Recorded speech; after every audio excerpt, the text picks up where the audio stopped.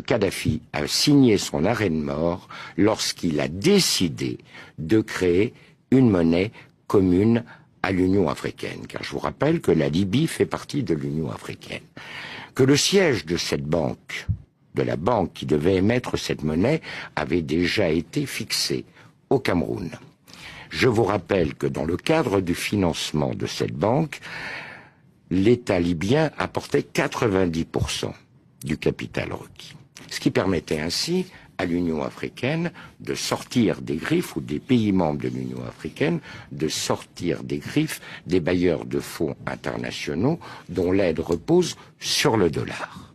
Ça a été pour lui une erreur cardinale, car à partir du moment où il a pris cette décision, il a heurté de front les intérêts des États-Unis et du dollar américain. Et vous avez un deuxième élément.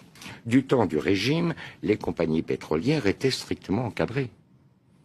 Elles avaient des zones qui étaient exploitées, certes, mais elles avaient un quota de production qu'elles ne pouvaient pas dépasser.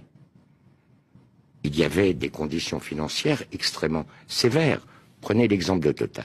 Total devait reverser à l'État libyen plus de 85% du résultat de l'exploitation des zones pétrolières.